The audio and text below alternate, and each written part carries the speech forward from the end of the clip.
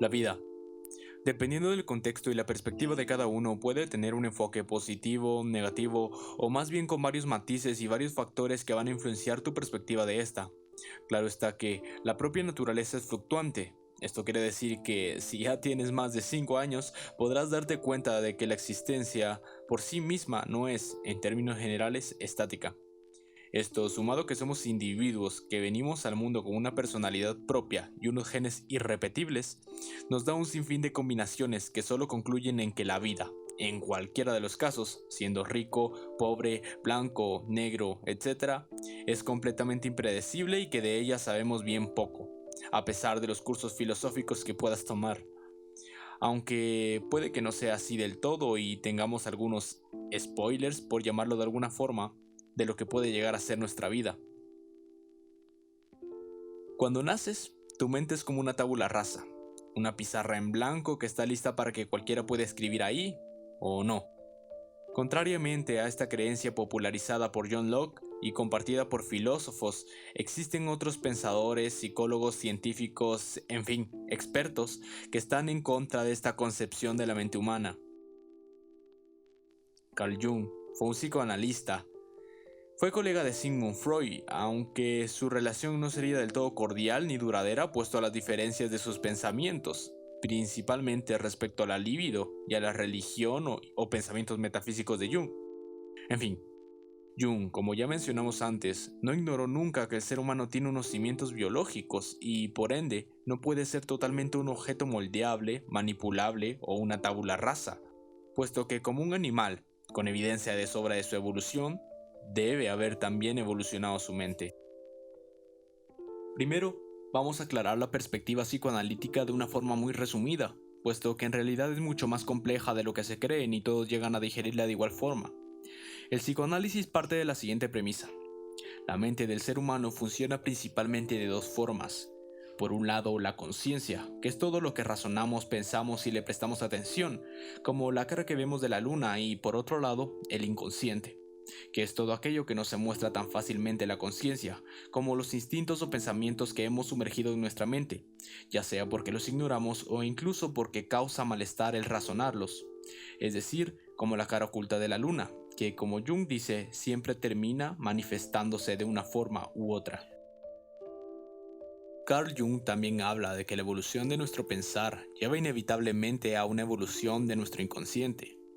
Este se ve representado principalmente en símbolos, los cuales él llama arquetipos, de un inconsciente que, lejos de ser individual, reside en cada uno de nosotros, concepto que llamó el inconsciente colectivo, y además explica cómo este se ve presente en diferentes obras y religiones en forma simbólica y que muchas veces ignoramos y no lo cuestionamos. Algunos arquetipos son el ánima, el animus o, en el que nos concentraremos en este video, la sombra. A ver, Jung es un psicoanalista muy sabio, por llamarlo de alguna forma, y explicar toda su teoría es algo que no puedo hacer en un solo video, y posiblemente tampoco en 10. Por eso, dejaré el tema del inconsciente colectivo como tal para otra ocasión, aunque obviamente va muy conectado con el arquetipo que abordaré en este. Y ahora me centraré solo en explicar de cierta forma el arquetipo de la sombra. Para empezar, ¿por qué hacer énfasis en esta representación arquetípica de la mente? Bueno, en principio, porque es el segundo en el que más me gusta profundizar. En segundo lugar, porque es uno de los principales arquetipos que proyectamos y uno de los que más nos ayudan en el desarrollo personal e incluso en la salud mental. Dicho esto, ¿qué es en sí la sombra? La sombra, en palabras sencillas pero sin perder el simbolismo que a Jung le fascina, es todo aquello que desconocemos. Es la representación de toda aquella parte de la naturaleza, de la vida, de todo lo que aún nos resulta extraño y, por ende, le llegamos a tener miedo. La cara oculta de la luna, lo inconsciente, la noche, la oscuridad, el inframundo para los griegos y otras culturas. Es todo aquello que el ser humano a lo largo de la historia ha representado de muchas formas, pero que ignora el por qué le es tan llamativo. Para una persona, para mí, para ti y para casi todos según Jung, la forma en que nos relacionamos con la sombra muchas veces es mínima, Para esto hay que entender que en el pensamiento junguiano los arquetipos y casi todo funciona de una forma dicotómica o polarizada, es decir, el yin y el yang. Uno no existe sin el otro, son caos y armonía que funcionan juntos. En este caso es la sombra y la persona. La persona es todo aquello que mostramos al mundo. Puede ser nuestra mejor parte, nuestras aficiones, pasiones, modales, valores, intelecto, etc. Esto hace que de cierta forma nos sintamos orgullosos de lo que somos y pensemos que tenemos el control de toda nuestra personalidad. Ahora, la sombra son todas aquellas cosas que no nos agradan de nosotros mismos, pero que de cierta forma es común ni siquiera darnos cuenta que forman parte de nosotros, pues residen en el inconsciente. Mientras que la persona es una especie de máscara, la sombra es el inconsciente en estado puro. Todo lo que sin razonarlo tendemos a ocultarlo del resto, de lo colectivo, y lo hacemos personal. Lo reprimimos, pero tarde o temprano llegará a proyectarse, ya sean complejos, inseguridades, temores, etc. Hay que entender también que una no es buena ni la otra es mala. Existe en cada uno de los arquetipos un orden y un caos, porque así es la vida. La sombra nos hace fuertes muchas veces, la utilizamos para enfrentarnos a situaciones que nos ponen en peligro. Esta puede protegernos. Aquí hay una gran cantidad de potencial humano que sí, y solo si hacemos consciente, la podremos usar para crecer, para integrarnos. Al proceso de aceptar nuestra sombra, de hacer consciente lo inconsciente, Carl Jung lo llama individuación, que es la forma correcta de relacionarnos con los arquetipos. De otra forma, lo que reprimimos puede llegar a proyectarse de forma negativa, destructivamente y sin orden, como el fuego que puede ser luz, pero que también puede ser combustión y sufrimiento. El ejemplo de la pelota y la piscina es claro. Puedes hundir una pelota de playa en el agua lo más posible, hasta que difícilmente se pueda ver desde la superficie. No obstante, la presión, o bueno, realmente no sé lo que lo provoque porque la física no es mi fuerte, lo expulsará con fuerza, y mientras más la hayas hundido, más agresiva será su salida del agua. Lo que niegas te limita, y lo que aceptas te transforma.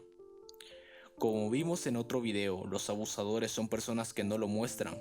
Muchas veces son inseguros, incapaces de relacionarse sanamente con otros individuos y que tampoco aceptan su patología.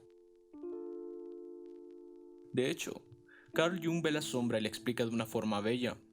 La sombra es la inmensidad del mar, sin duda, todo lo desconocido para nosotros. Cuando ves tu reflejo en el mar de la vida, estás casi destinado a tener que sumergirte en esas profundidades aterradoras, inhóspitas. Si puedes salir de ahí, te habrás conocido, te habrás superado, habrás desbloqueado un nivel de conciencia y personalidad superior al aceptar lo inaceptable para ti y para otros. Lo usarás de forma productiva, darás luz y no serás combustión y destrucción. Si eres inseguro, has de abrazar a ese dragón, a esa inseguridad para saber de dónde partir. Reconocer el problema ya es la mitad de la solución. Si eres explosivo, aprende a aceptar tu carácter, a saber que te puede defender en algunas ocasiones, pero no debe ser usado para destruir a otras personas. Así, con todos los aspectos de ti que no te gusten. Carl Jung en su libro de Arquetipos e Inconsciente Colectivo dice lo siguiente: es cierto que quien mira en el espejo del agua ve ante todo su propia imagen. El que va hacia sí mismo corre el riesgo de encontrarse consigo mismo. El espejo no favorece, muestra con fidelidad la figura que en él se mira, nos hace ver ese rostro que nunca mostramos al mundo, porque lo cubrimos con la persona, la máscara del actor. Pero el espejo está detrás de la máscara y muestra el verdadero rostro.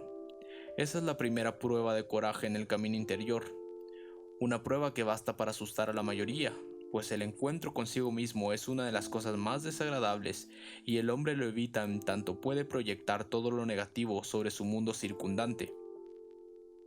Si uno está en situación de ver su propia sombra y soportar el saber que la tiene, solo se ha cumplido una pequeña parte de la tarea. Al menos se ha trascendido lo inconsciente personal. Pero la sombra es una parte viviente de la personalidad y quiere entonces vivir de alguna forma. No es posible rechazarla ni esquivarla inofensivamente. Este problema es extraordinariamente grave, pues no solo pone en juego al hombre todo, sino que también le recuerda al mismo tiempo su desamparo y su impotencia. Las naturalezas fuertes, o hay que decir más bien débiles, No les gusta esta ilusión y se fabrican entonces algún más allá del bien y del mal, cortando así el nudo en lugar de deshacerlo. Pero tarde o temprano la cuenta debe ser saldada. Hay que confesarse que existen problemas que de ningún modo pueden resolver por medios propios. Esta fue una pequeña explicación sobre uno de los arquetipos más apasionantes del psicoanalista Carl Jung, para comprender la repercusión que pueden tener en la psique. Es también necesario conocer los siguientes pasos para formar una individuación correcta. Luego de la sombra, el arquetipo al que el humano se debería enfrentar, o más bien concienciarse, es el ánima, pero de eso hablaremos en otro video. Si te ha gustado, suscríbete al canal y compártelo. Comenta algún aporte, crítica o comentario random que se te ocurra. Nos vemos en el próximo video.